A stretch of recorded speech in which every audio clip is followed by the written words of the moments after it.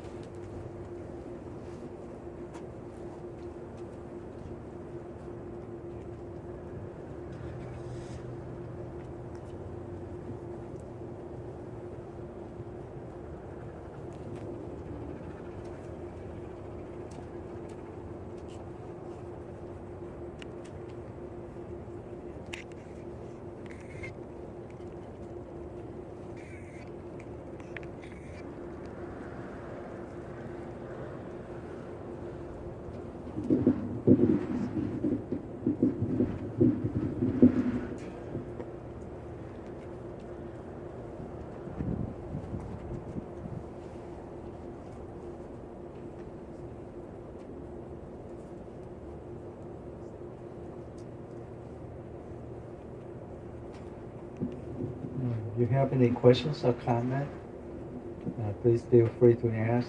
A good opportunity for all of us being here. Yes, please.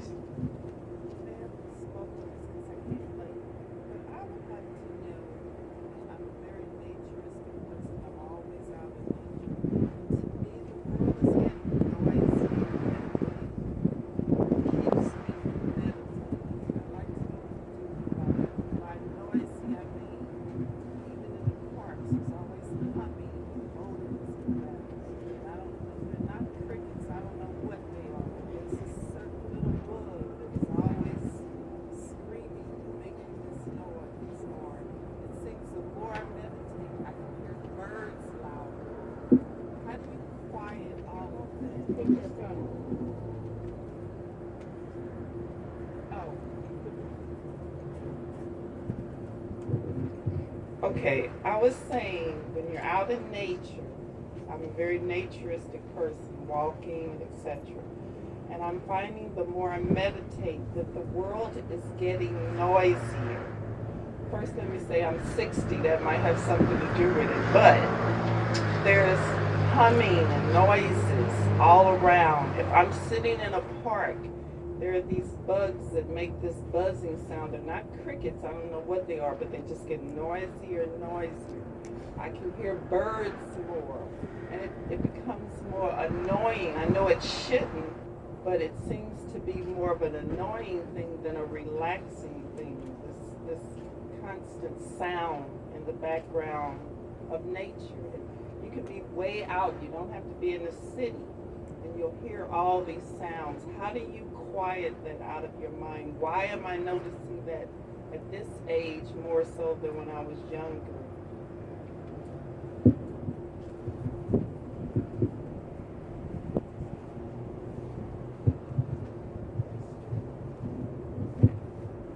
I would suggest you to have a fixed object, because when you meditate, you don't have a fixed, simple object. Your mind always get lost. When your mind get lost, it just lost in five senses contact. So you will feel more and more this kind of noisy, because you don't have desire and you don't put into a fixed object. So put your concentration to a fixed object and put more desire on the training. Yeah. I might want to add, I think the sound you heard probably cicadas. It's getting louder and louder, and every 17 years they come back like in a big flock. And the reason you heard more because in the past you ignore it. Now you meditate, you become more aware of the environment, things around you. You become more mindful. That's why you heard more. So nothing wrong with it. The best thing is to accept it. Like it's how you can see how your mind generate your awareness in there, the ear with the sounds, to generate your ear consciousness. And then when the sound die down or you focus somewhere like Master Jiru was saying, it turns your attention away. Like you heard your loud clocks in your in your lobby or in your family room all the time? No, you never heard that until you go to bed. In your bedroom, you heard a lot ticking, ticking. How come you don't hear it? Because you're more focused somewhere else. So, but now you're aware of everything. You can turn your attention somewhere else to observe your mind, see how your mind fluctuates. Why I'm get annoyed, see how it arises and how it ceases. And when you accept it, it calms your mind down. The same thing with suffering. Suffering is not to be eradicated, it's to comprehend, accept it. But you eradicate the cause. It's in your mind itself that you need to calm it down. And Master Guru was advising you some way to do it.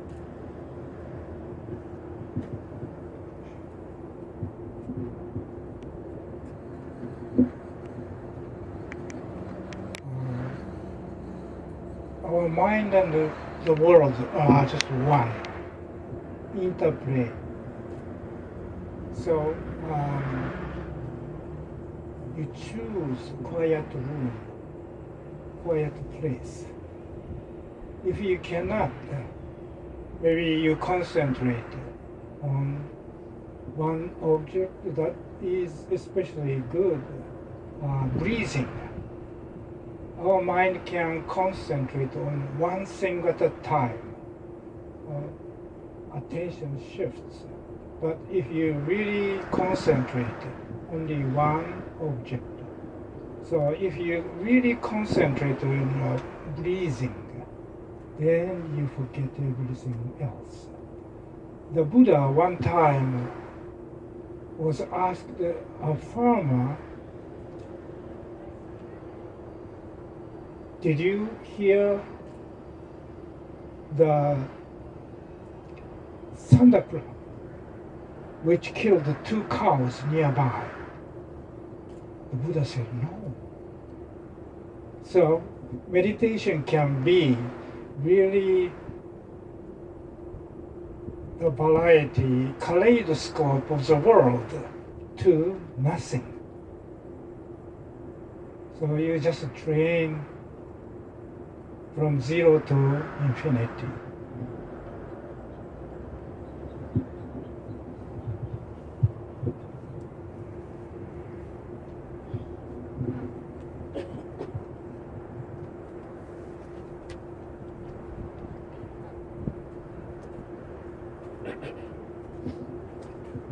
Hello. I don't know if this is a silly question, but I'm a beginner, so I guess I just want clarity.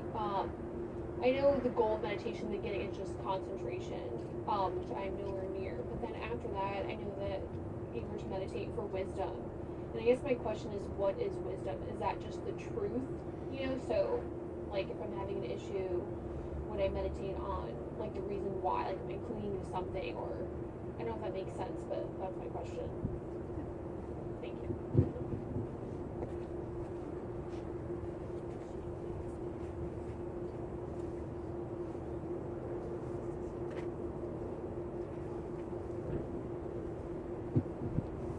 In simple way, in Buddhism, to be ignorant is be foolish. Doesn't mean you can be Nobel laureate, but you can be a foolish guy because you get gung-ho with someone say to you, "Oh, your theory were wrong." Something like that can trigger on your suffering, and you can indulge in the thoughts until you're clear from the thought, your biased thought, and you realize you awaken to say, "Why I'm so silly? Just be so foolish to be triggered by those little things, the little thoughts." You transcend the thought. Like I mentioned that my master was saying, "I am not, I have not, I simply watch." Just observe things, just rolling on, like Master Yoshida, Dr. Yoshida was saying, we are one with nature. Everything is but one. Don't need to be gung-ho or be biased on this little thing. Like you can see it rolling out of nature, a changing phenomenon. Don't need to be like attached to it and label as yours. This is the main thing to see the selfless nature. Nirvana to me, ultimate peace and happiness. Like Krishnamurti is the Indian philosopher. And he said it's basically it's like the background of the universe. It doesn't unborn, undying, unchanging, unconditioned. Anything else in the universe is also changing, only but nirvana, because it's the background of the universe that doesn't grow. It's expand there, universe still expanding, but this background allows it to keep expanding. And when we return to nirvana, is basically you return to the nature, true nature, the bare emptiness, the voidness, and so on. So coming back to answer your question is a simple term to me is you being fooled by your own thought. The sneaky thought kind of condition you. When you see your thought clearly, you transcend that. You let go of your thoughts. That's my simple way of meant by wisdom. In Buddhism, you're not a slave of your thoughts anymore, and you can see your thoughts. That's possible. Some world scholars say, "Oh, you can't see your." I said that's impossible. That's wrong, because what we train is to catch your thought as it arrives. So your sneaky thoughts or your craving cannot sneak in with your thoughts.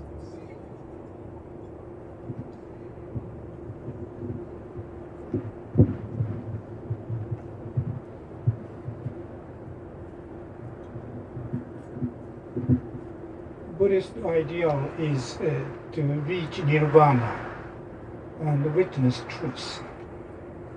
This is a process of discarding everything, karma.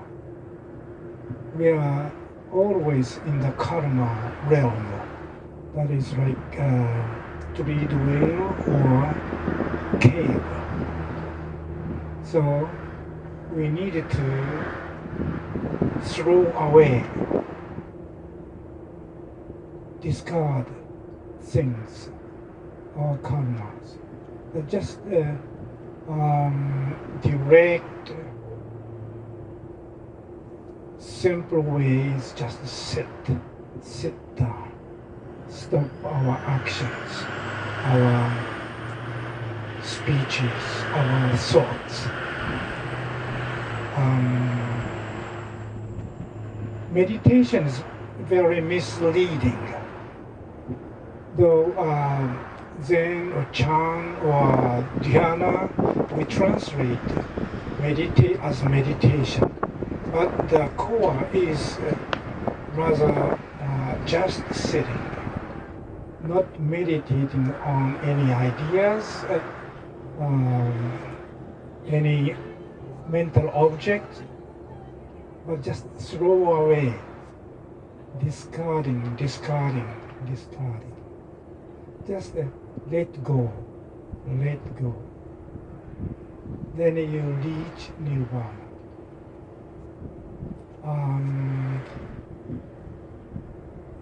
There are 4 stages described traditionally by Buddhists. First stage, we discard emotion. Second stage, volition, and become equanimity. We reach equanimity. The upeka original word means discarding, throwing away. When you throw away everything, you reach third and fourth stage. There is more samadhi, and then the Buddha said, like the gatekeeper knows who went into the courtyard. So anybody who reach samadhi, concentration, is near or at the gate of nirvana. So from turmoil state, first stage we advance, second, third, fourth stage, and get into samadhi, and then nirvana. It's just a throwing away process.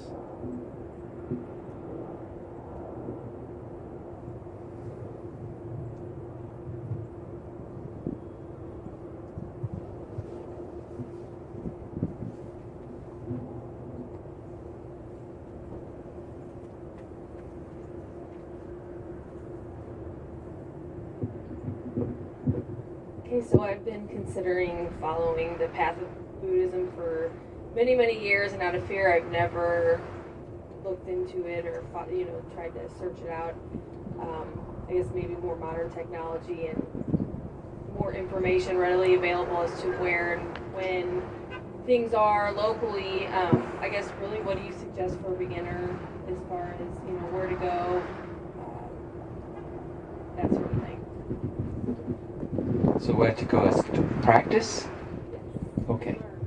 And learn. Okay, thanks.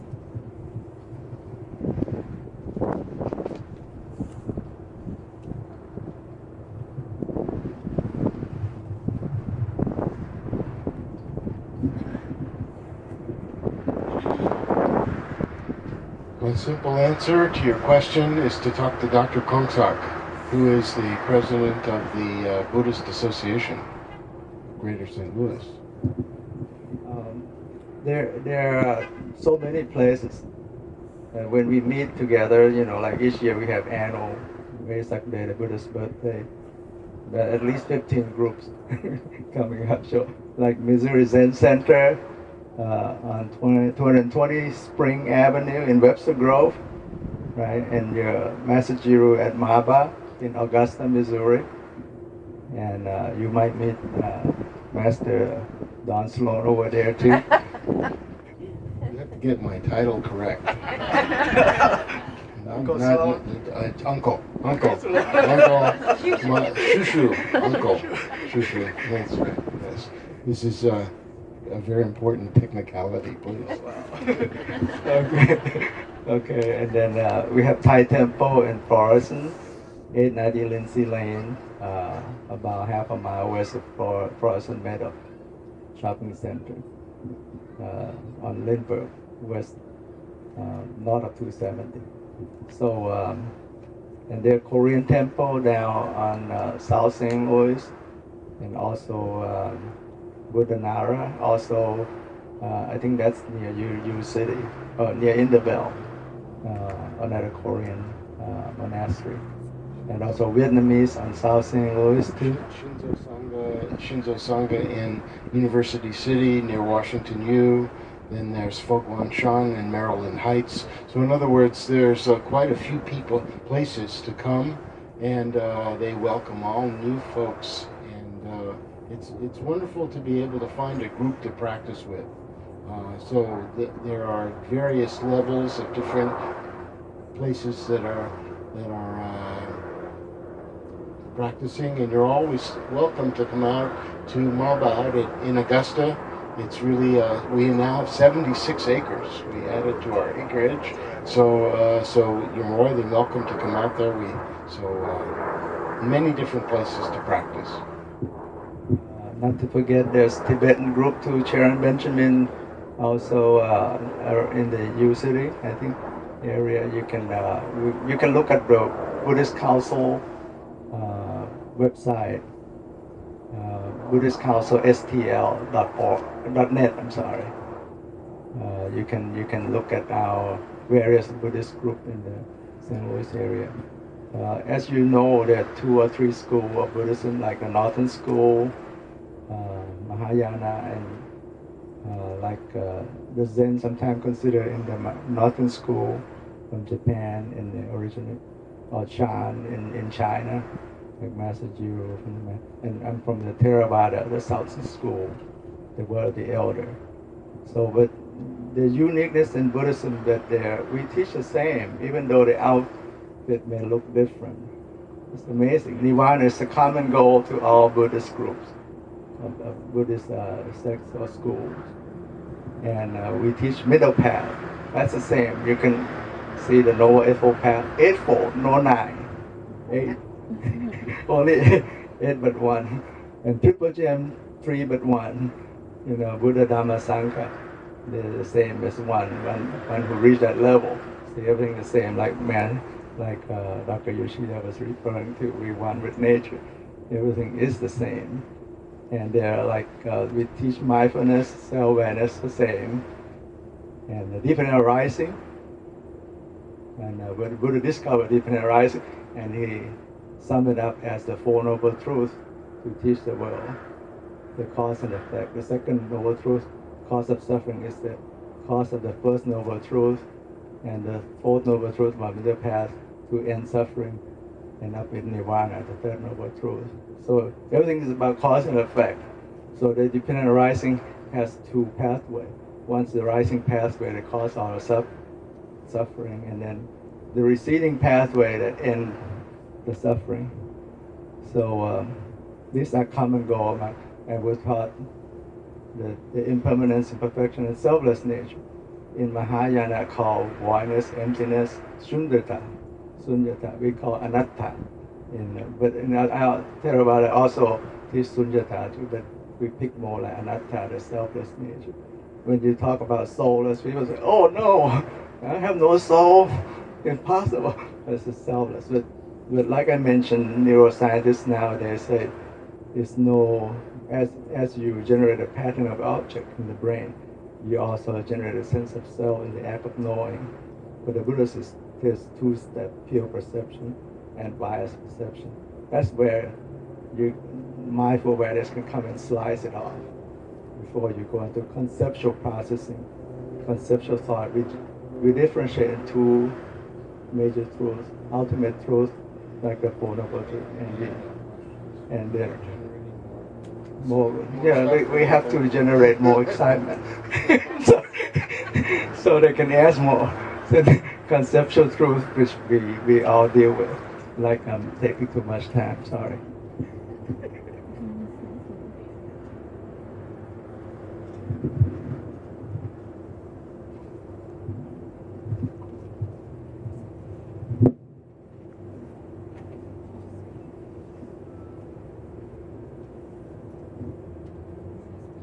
Hi, thank you for being here. My question is, I really like the analogy about being more like a tree and staying grounded, less karmic actions, and I would love to make my practice or my study of Buddhism more of a priority, but in my life I have a family, I have work, I have many things, and I wake up maybe quiet time in the morning, and then by the time halfway through my day, my mindfulness is pretty much out the window, and my thoughts of all this. I don't know if anyone has children or experience getting into it, just being busy in my life and wanting to put more priority in this, and then having to balance, and just maybe your experience.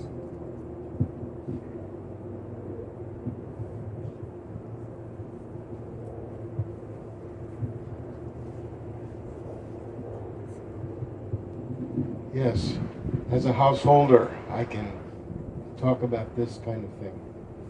So, meditation is a tool to develop mindfulness. So, you're doing very well by waking up in the morning and spending a few minutes. And then maybe at the end of the day, practicing for a few minutes. This is excellent.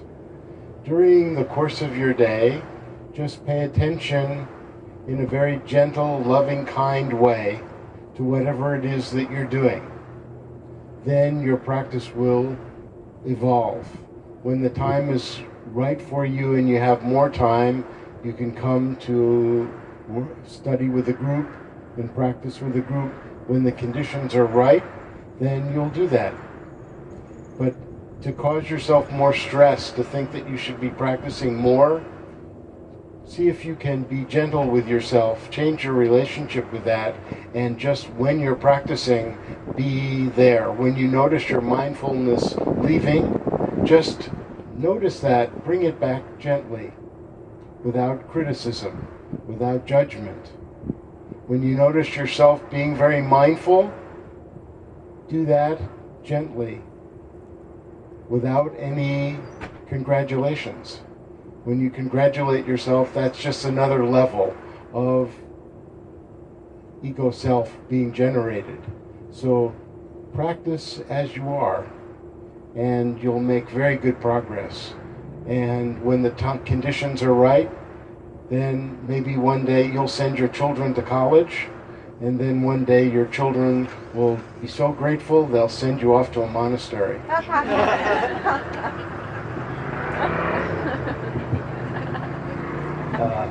Another householder. Okay.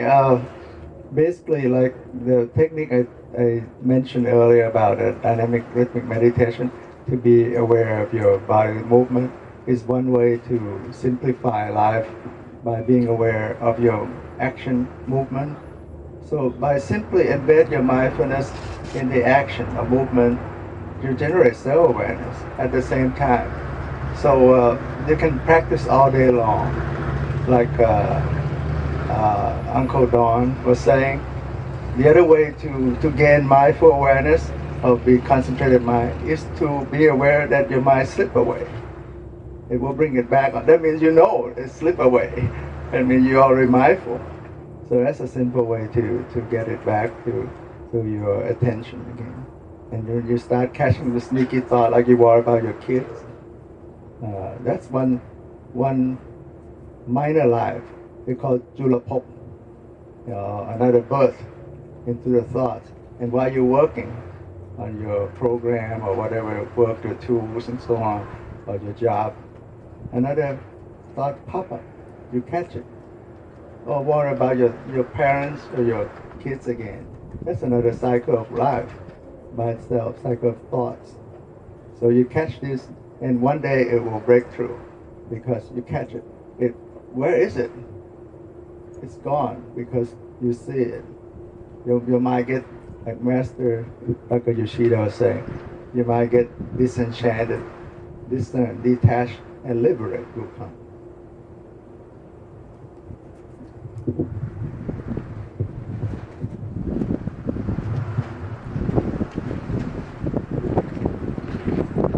Buddhism is Buddha's teaching, but also become Buddha. Not just worship, believe, but everybody practice it. Cultivation. The Buddha defined religion as cultivation. Practice. Cultivate, and you yourself witness nirvana and truth. Become free and peace, harmony. The 4 billion years old karma is so strong.